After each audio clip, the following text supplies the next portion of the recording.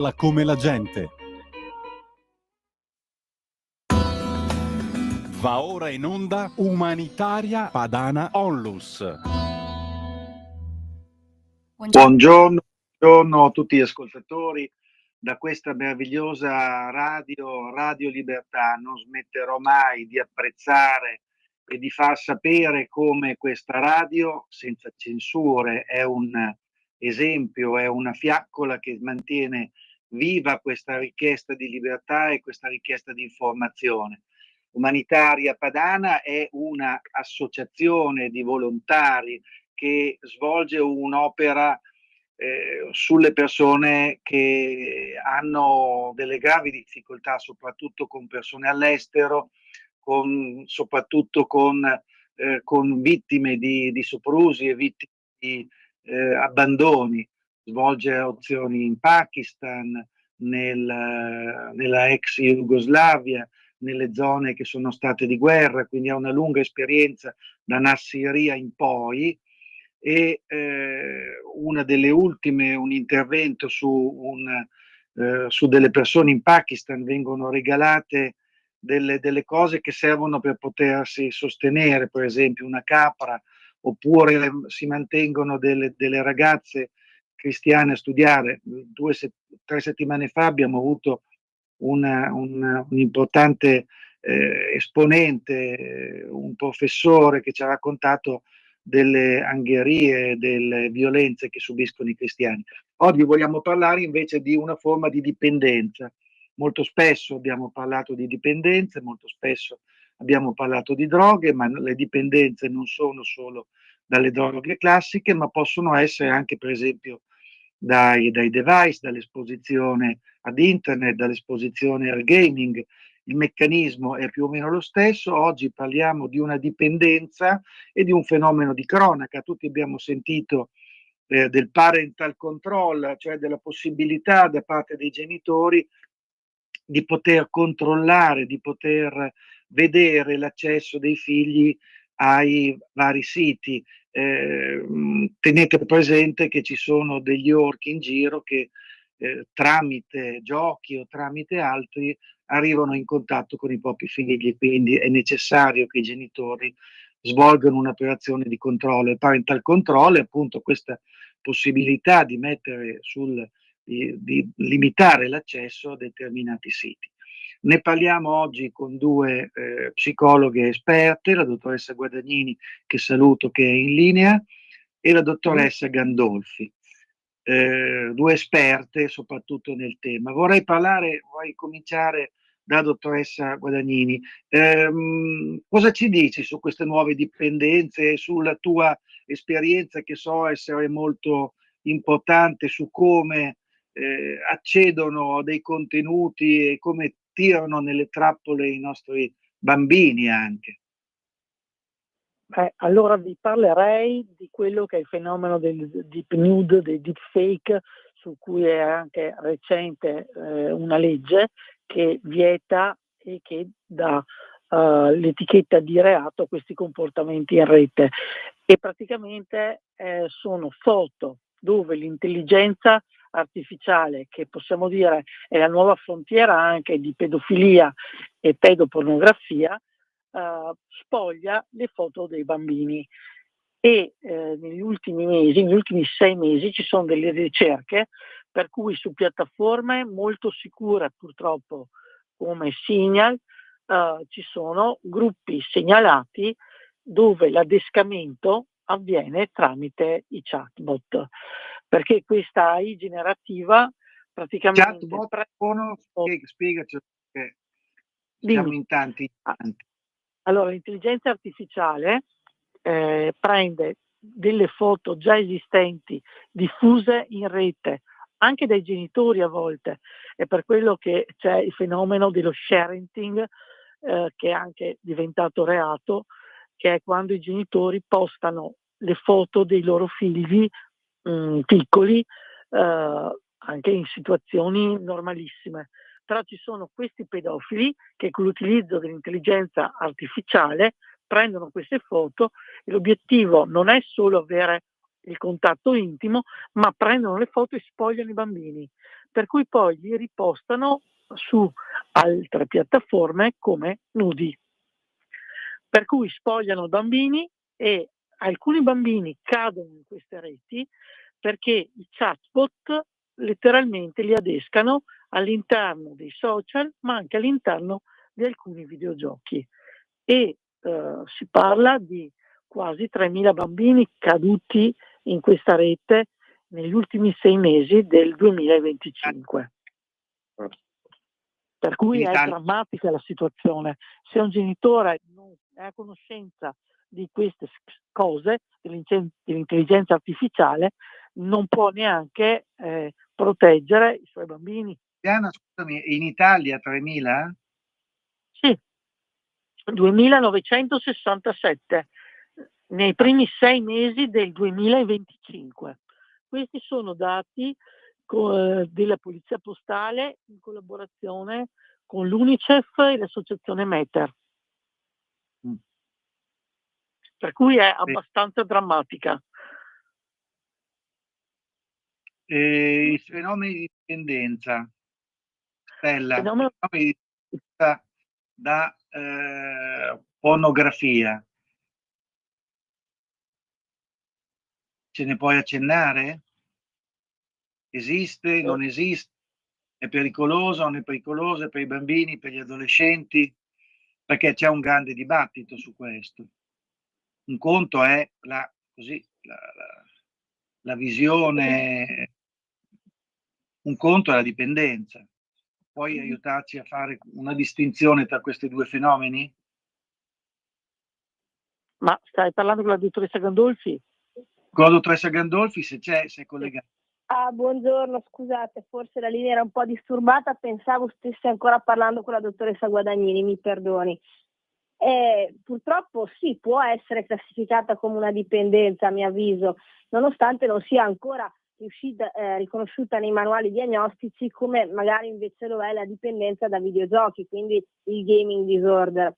Però diciamo che come una classe di stimoli moderni molto potenti come quelli che troviamo sul web e altamente coinvolgenti non sono fatti per essere processati dal nostro cervello, che invece sarebbe abituato a una stimolazione di livello inferiore. La pornografia alla fine gioca tutto sullo stimolo sessuale, no? È un'attività quindi con un alto livello di ricompensa, solo che a differenza di quello che avviene nel mondo naturale, dove per arrivare ad avere un rapporto generalmente c'è un impegno emotivo, c'è comunque uno sforzo, una richiesta di energie per arrivare ad ottenere un partner o una partner. Online invece questo non avviene, è una attività che permette un grande livello di ricompensa senza nessun tipo di sforzo. E quindi cosa succede a lungo andare? Che la facilità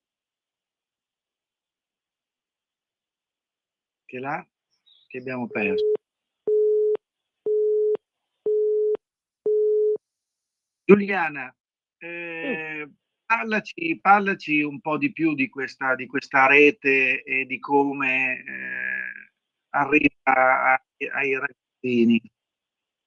Allora, praticamente molti dei social e molti dei videogiochi sono gestiti da algoritmi per quanto riguarda i social e da chatbot per quanto riguarda videogiochi o intelligenza artificiale. Per cui molti bambini mi sono tornata a cadere la linea. Stava parlando Giuliana, adesso poi ti recupero. Allora, molti bambini che sono in queste piattaforme cercano dei contatti, credono di parlare con altri bambini o con amici, e qui è la grande disamina della parola amico in rete, e il problema qual è? Che invece si trovano a avere a che fare con chatbot e altre situazioni, per cui non riescono a distinguere e si fidano, condividendo anche interessi personali, immagini personali, per cui immettendo nella rete anche le loro foto. E le loro foto poi vengono gestite dall'intelligenza artificiale generativa che realizza video filmati o li spoglia. Ecco, noi abbiamo visto come una percentuale di orchi addirittura nel 6% di Sì, quelli stati abbiano agito su bambini minori di 4 anni, quindi i bambini oggi hanno una grande capacità, ma probabilmente con i telefoni riescono a mettersi in contatto oppure riescono ad essere contattati da dei bruti che poi fortunatamente qualcuno viene arrestato, però la capacità di fortunatamente. penetrare. Queste novità del parental control oppure dell'accesso ai siti porno, l'ultima mediante identificazione per poter essere sicuri che non siano superiori ai 18. Allora, Due cose. il problema grosso di questa identificazione è che, ed è sconvolgente anche questo, da quando è apparsa questa situazione, in Italia abbiamo avuto un aumento di persone che cercano una rete e richiedono una rete VPN per avere un anonimato nella ricerca. E il dramma è proprio questo, mi viene da dire, nel senso che un 74% di picco nelle richieste vuol dire che c'è qualcuno che vuole entrare a vedere questi video senza assolutamente essere tracciato, ma c'è in giro un mondo di orchi più grande di quello che molti di noi pensano.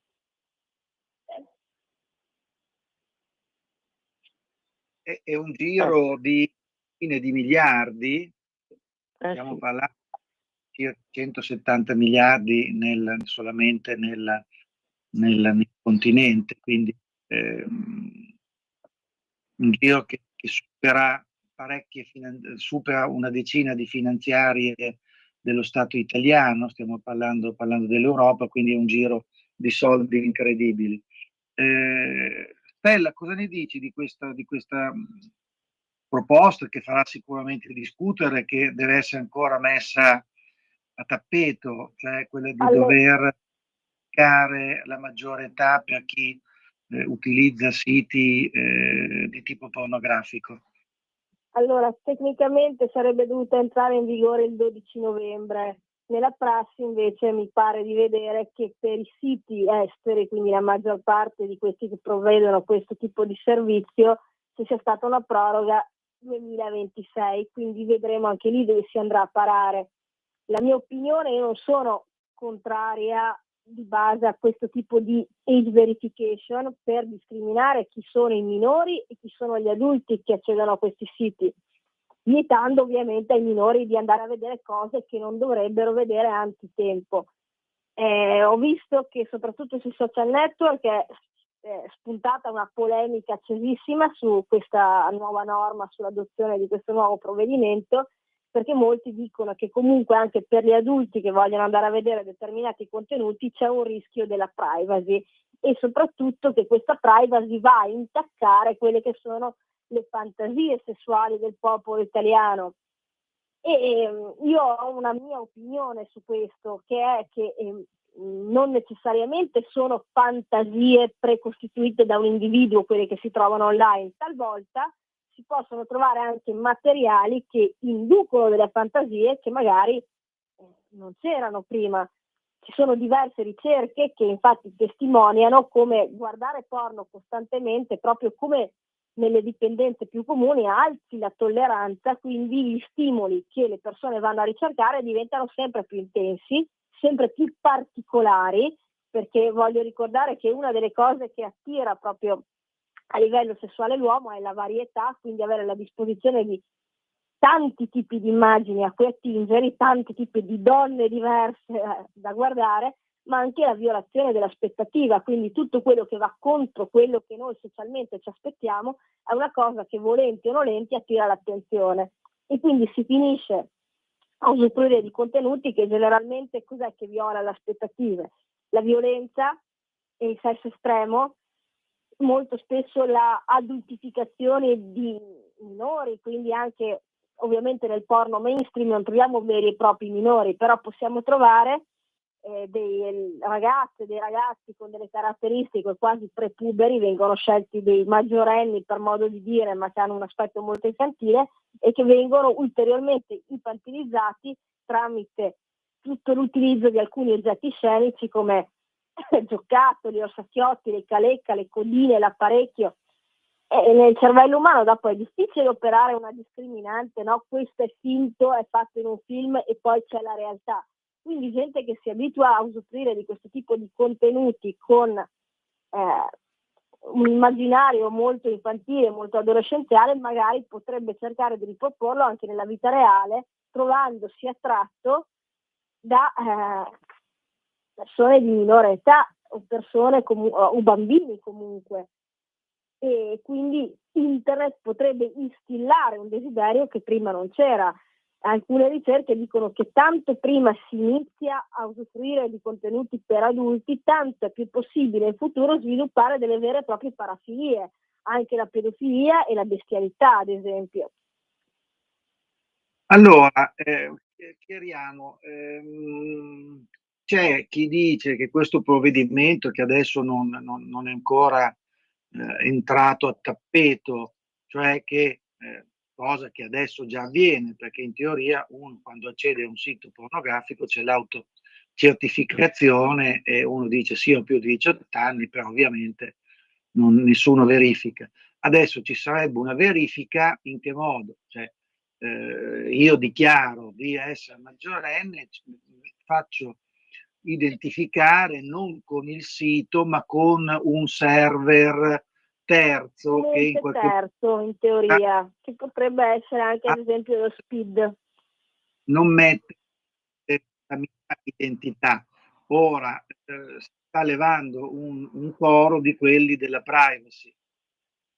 Tutte le volte che noi apriamo il telefono e clicchiamo qualcosa, c'è qualcuno che prende i nostri dati, che li vende con la nostra, con le nostre preferenze, per cui noi siamo un oggetto costantemente tracciato, anche se dovremmo cercare di esserlo il meno possibile. E questo è una realtà dei nostri giorni.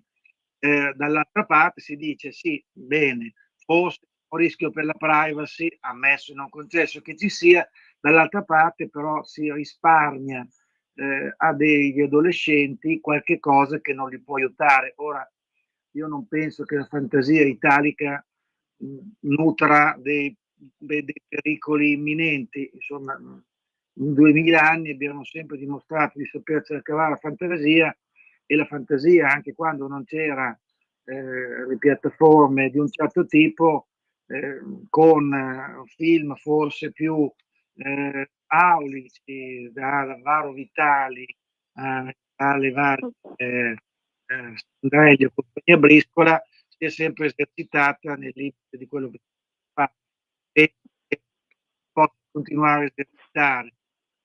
Ma qual è per un adolescente? Appunto, il modello Mi scusi Massimo, la si sente male al momento, molto a Ah, scatti. no, dicevo che il rischio, si parla tanto di patriarcato, probabilmente è abbastanza rischioso far vedere certi modelli a degli adolescenti. Giuliana, cosa ne dici? Beh, condivido decisamente, perché se parliamo di patriarcato facciamo vedere determinati modelli da bambini e da adolescenti nei videogiochi, nei film hard e in foto che vengono rivisitate dall'intelligenza artificiale generativa, di certo non facciamo altro che implementare alcune idee distorte. Nella tua esperienza sui giochi, molto spesso avevi fatto vedere in un incontro pubblico alcuni giochi che mimavano situazioni di violenza in qualche modo, cioè di anziani nei giochini che avevano relazioni con... Ecco, se ce ne puoi parlare, perché mi sembra che sia una normalizzazione, cioè si può normalizzare tutto, no? Quindi in qualche modo se uno vede dei giochi che fanno vedere una determinata situazione, dice, beh, ma allora questa cosa è una cosa normale. Ci sono dei videogiochi per bambini dove ci sono questi sugar daddy, che sono delle persone anziane, che hanno rapporti Sugar con daddy, diciamo che sono papà zucchero, cioè è un nomignolo che si utilizza all'interno della rete e anche dello slang adolescenziale per definire delle persone anziane che però ti mantengono a livello economico dietro prestazioni sessuali, e all'interno dei videogiochi ci sono situazioni simili e anche all'interno delle pubblicità di alcuni videogiochi.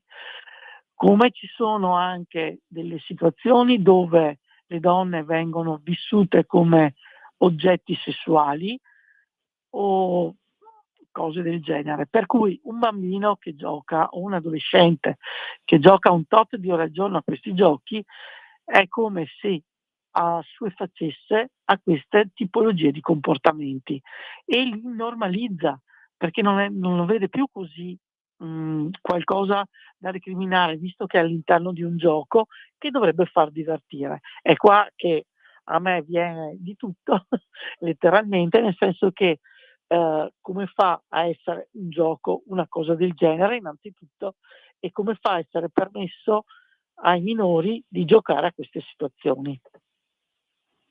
Però ecco, è così. mi sembra che questi argomenti che sono affrontati oggi non vengano né sulla stampa né sui telegiornali. Si è parlato molto dell'intelligenza artificiale che spogliava persone importanti, ma di questa cosa dei bambini, per esempio, non se n'è parlato. Come non Assolutamente no. si parla, si comincia a parlare adesso, per esempio, delle altre dipendenze, della dipendenza dai giochi, e non è ancora, come la dipendenza pornografia, sulla dipendenza dall'esposizione a internet o ai device. Infatti, Ci puoi parlare un purtroppo, attimo di queste scusami, Giuliana, prego. no, il problema è che il mondo degli adulti è ignorante rispetto a queste cose di norma. O c'è lo psicologo che se ne occupa perché si interfaccia con tanti bambini, ma i genitori di norma delegano al videogioco, delegano allo smartphone o al tablet tante volte il rapporto con i loro figli. Per cui questi ragazzetti vanno a giocare, e giocare vero tra virgolette, con questi giochi, perché sono questi che vengono proposti, e non si rendono conto che stanno diseducando i loro figli e non stanno neanche proteggendoli da eventuali orchi che ci sono in rete, perché tramite questi giochi poi arrivano questi personaggi ad adescare i bambini. Quindi ripetiamolo ai papà e alle mamme che ci ascoltano o che ci ascolteranno: attenzione ai giochi che fanno i vostri figli, perché non manderemmo mai i nostri figli probabilmente nella stazione di notte, ma perché la pensiamo pericolosa, ma molte volte internet può essere pericoloso e molte volte può dare dipendenza. Noi vediamo dei bambini che hanno dei comportamenti come se un drogato gli togliesse la siringa, gli togli il telefono e in qualche modo hanno dei comportamenti lo stesso. Puoi dirci qualcosa di più, Stella, su questa nuova forma di dipendenza o su questo disturbo? Siamo in chiusura, penso, ma questo argomento lo vogliamo affrontare. Allora, velocizzando moltissimo, tutte queste nuove forme di dipendenza digitale, c'è stato anche un caso importante l'anno scorso riportato dai telegiornali, dove una mamma ha dovuto ricoverare un figlio proprio per disintossicarlo dal gaming disorder, quindi dalla dipendenza di videogiochi. Molto spesso quando si parla di droghe le persone pensano, o di dipendenza, scusate, quando si parla di dipendenza molto spesso le persone pensano a sostanze che introduciamo nel nostro corpo, quindi alcol, droga, tabacco. però in realtà ci sono anche una serie di comportamenti, molti, e più si va avanti col tempo più si vede che sono tanti, che possono alterare la chimica del nostro cervello e sregolare quello che è uno dei nostri neurotrasmettitori fondamentali, che è la dopamina.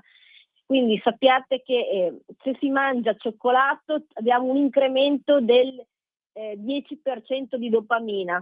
L'attività sessuale genera un aumento di dopamina di 100 unità, diciamo così. Sapete un videogioco quanto può aumentare la produzione di dopamina? Di 100 volte, come fare all'amore, diciamo.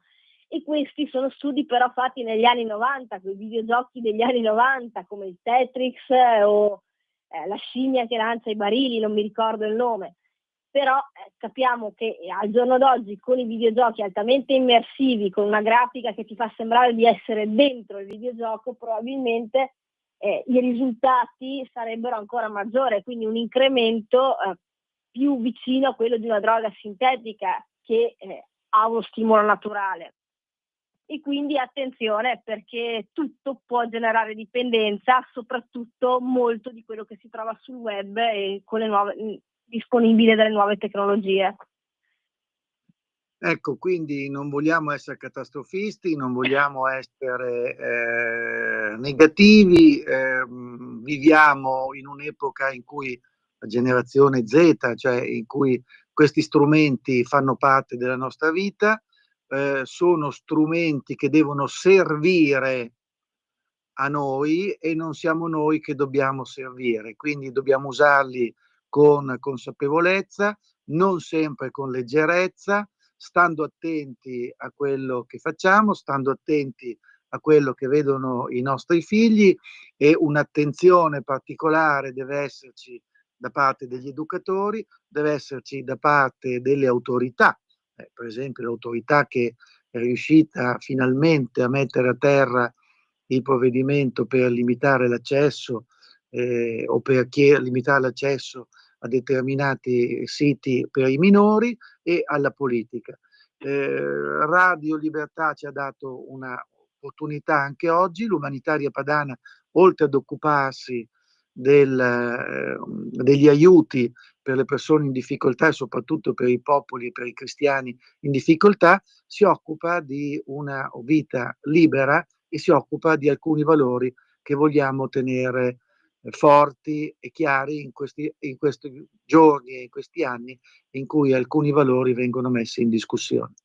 Un grazie a tutti, grazie Maria Stella, grazie Giuliana e un grazie a Radio Libertà. Grazie mille, dottor Polledri, a presto, arrivederci. Grazie Arrivederci. a tutti. Grazie. Avete ascoltato Umanitaria